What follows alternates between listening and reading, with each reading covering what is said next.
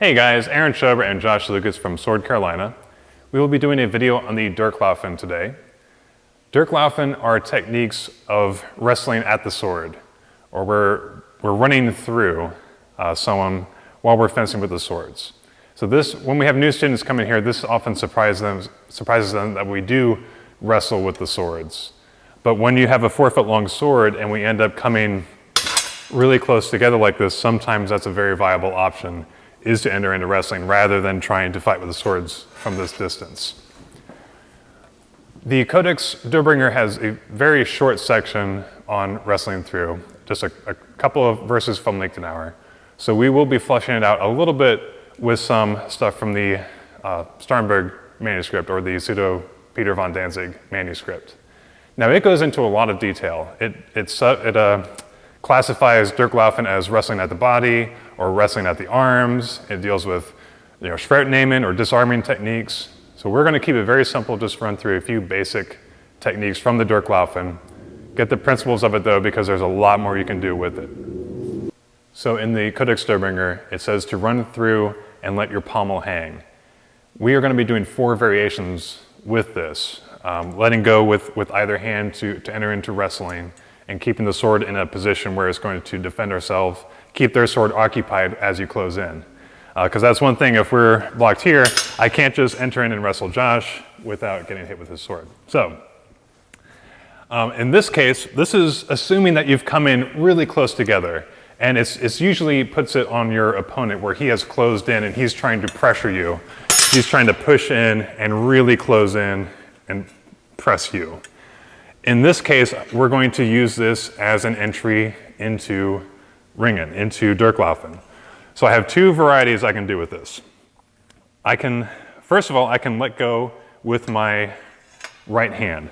So in this case, I'm going to raise my pommel up so that my sword hangs over my head, or even behind my back. This is going to keep his sword occupied as I close in to wrestle. I can throw him in 2 directions. I can either throw him in front of me onto his back, or I can throw him behind me onto his face. If I'm throwing him backwards, I would use this opportunity that the sword has given me to step with my right foot behind his right foot and wrap my right arm around his body to throw him, I don't want to throw him right now, to throw him over my leg and onto his back. So once again, coming in here, he's pressing in very hard. I'm going to let hang with my pommel. I'm going to enter in underneath his arm, step behind his leg, arm wrapped around his body, and now I'm going to twist him over my leg. I don't have to just push with my arm either. If I really want to put in a lot of power, I can actually pivot around my leg here. It's going to drag his body over my leg and onto the ground. That's if I want to throw him backwards. Using this same entry, I can throw him forwards as well.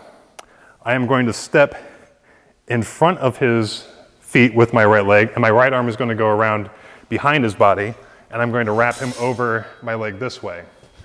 Once again, I'm still keeping my sword in play. I'm still keeping my sword hanging above my back to keep his sword occupied, and then I'm going to throw him forward over my leg. He's either going to get thrown, or if he leans forward, if he bends at the waist forward like that, I still have the sword in my other hand. That's a good opportunity to stab him in the butt, which we're pretty sure is in the manuscripts somewhere. Somewhere.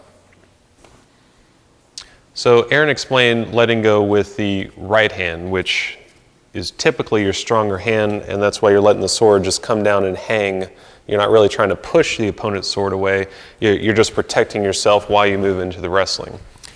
The next step, or next example in the manuals is letting go with your left hand. And also it's a little bit different in the bind. So before Aaron and I were crossed, and I'm kind of across my body. So then it kind of makes sense to let go with my right hand so I can wrestle with that, because it's not threatening me as much. In this instance, we're going to do it to where I'm on the outside. So we've cut at each other, and the bind is more really in Aaron's favor here, because I'm pushed out and Aaron is more on line, he's more center. So in this situation, you probably want to use a stronger defense, and that's why you'd let go with your left hand.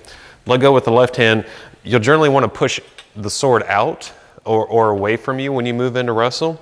In the same situation here, I can throw Aaron from the front by coming here and pivoting him over my leg like that.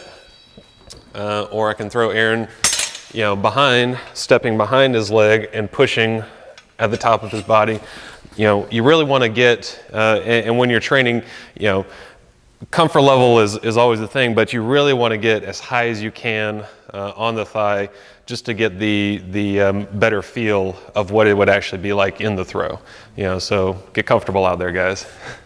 So this one is, like I said, I'm probably in a less advantageous position in the bind to where Aaron really has, and that's generally why I'd want to use the stronger defense, pushing off with my right hand and then moving in to throw either forward or backwards. Once we get to that point, how do I know if I want to throw him forward or if I want to throw him backwards? And a lot of that depends on his weight and his balance. So if Aaron has closed in and we're here and he's very forward, he's very towards me, okay, I don't want to have to push him back and then try and throw him back. I want to go with where his weight already is. So in this instance, I would go and throw him forward, go with his momentum. Same thing if we come in and he's more balanced, he's got more of a balanced stance. This is a situation where I'd probably want to come in and push him back, throw him towards the back. So I'm going more with his weight and what he's set up. If they're very forward like this, you don't want to have to push them back and then try and go. You want to move with their momentum as much as you can in the throws.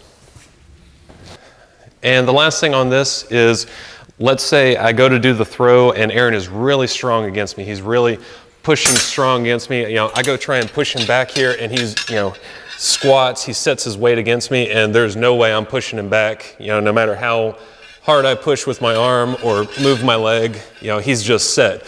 Well, in this situation, he's become strong in one position. So I don't want to fight that. I want to go to where he's weak. So I would actually go step around and then throw him forward. So it'd be just a quick step. You can actually lean on him a little bit too if you want to, because you're going to be balanced to an extent. You may have stretched out just a little bit. You may be off balance a little bit. So how do I get my leg around him real quick? You can actually, maybe hold on to him, lean, and then throw like that, just to get to where you can move that leg as quick as possible. But it's just a quick step, and it works the same way, obviously, the other way. So if I'm trying to throw him forward, he's really strongly fighting against me, step behind, push. It's just the balance of pressure. So don't fight against what he's given. Go to where he's weak and not where he's strong. Just to be clear, when we're entering into wrestling, we want to make sure we're doing it in the proper time. If Josh and I are fighting and we're out at this distance, I am probably not going to enter into wrestling. I have to reach too far to get him. As Josh was saying, you really want to be close, hip to hip against someone to throw him against their leg. If I rushed in here now and tried to come in with a throw, it's going to be much further apart. I'm going to have to unbalance myself, and I'm going to be very weak out here. The problem with that is if I am unbalancing myself to get into the position to throw, I'm going to be very weak, but then my opponent can just simply counter the move against me.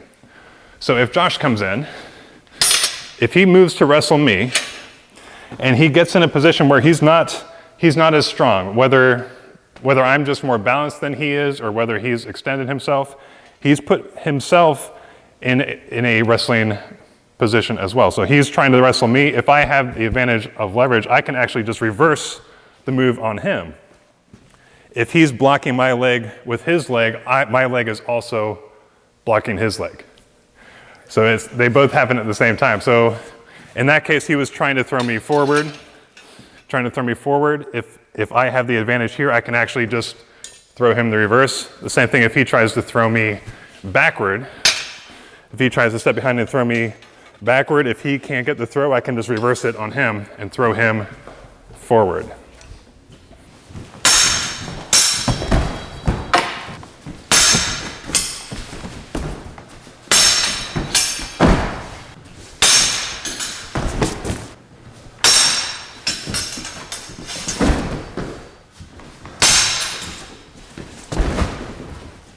Thanks for watching our video on the Durchlaufen, guys. I'm sure you can comment with lots of other variations, different ways to do the Durchlaufen, different wrestlings at the arms and sword takings. There's a lot of information there. We're sticking with the simplicity of the Durbringer manuscript in this regard, to where it's teaching you the principle of the thing, and you can extrapolate it in a number of different ways. So, thanks. That's a good word. I practiced that one. So thanks again for watching. You guys rock, and we will come at you again real soon.